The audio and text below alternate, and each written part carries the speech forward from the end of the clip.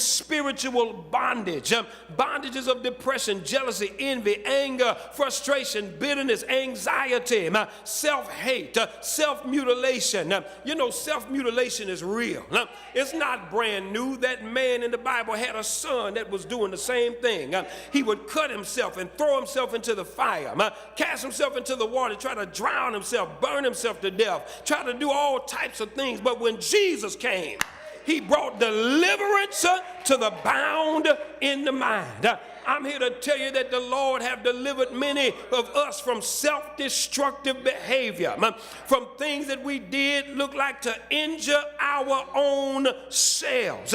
But thank God he's a deliverer. That's why we ought to give thanks unto him, because he's a deliverer. He's delivered us from inner struggles. Because some of us have struggled within our own minds, with our own self. Some of us have wrestled with loving and liking ourselves. Some of us have wrestled with the mistakes that we've made of the past and look like God has forgiven us, but we've not been able to forgive ourselves. But the Lord helped us and allowed us to overcome our own selves. Thank God he delivers us from ourselves. He delivered us from inward commotion and confusion. That part of us that looked like couldn't find any peace, any rest, couldn't get ourselves together. That part of you that wouldn't let you have a decent relationship. You finally meet somebody and then mess it up.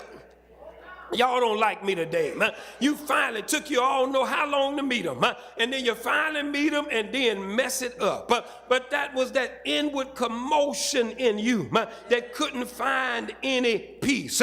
But the Lord heard our cry, man, and pitied our groan and considered our distress. And God himself came down from heaven and disputed with the cohorts of the enemy and cast them out of the mind. Somebody ought to give the Lord thanks, for he is good and his mercy endureth forever. Come on, somebody, put your thanks to God. Tell him how much you appreciate him. Come on, open your mouth and give him the glory. My God, he's the one that has delivered us and has been a refuge for our heart. He's brought us out and kept us. He's been the one that has given us divine intervention. I'm so glad for divine intervention. I'm glad the Lord stepped in to my situation. I don't know about you, but it might be 2 or 3 more of you in here that can say the Lord stepped in to my situation. Why don't you testify to your neighbor and say, I was in trouble, but the Lord stepped in. Don't worry, I'm not going to preach long today, man. Somebody remember him stepping in? Come on, look at your neighbor and say, he will step in. Turn to somebody and tell him he will step in.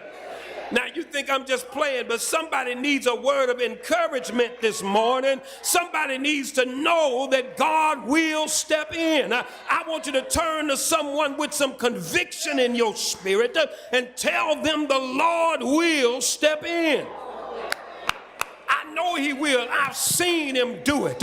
I know he'll interrupt the plans of the enemy. I know him to reverse situations. I know him to answer prayers unheard for years. I know him to deliver just in the nick of time. I know him, he'll dry weeping eyes and mend broken hearts. Do I have another testimony in the house that says, I know he will?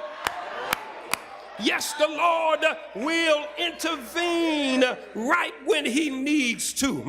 Sometimes it don't look like he's going to do it, but God have a way of putting his hand right where it needs to be, right when it needs to be there, and bringing us out. God have a way of answering the prayers of the saints. That's why the Bible said that the prayers of the righteous availeth much.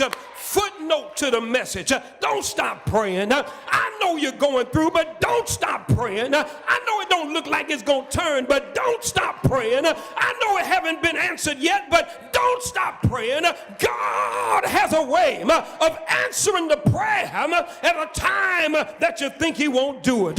Lift your hands and give God the glory right now.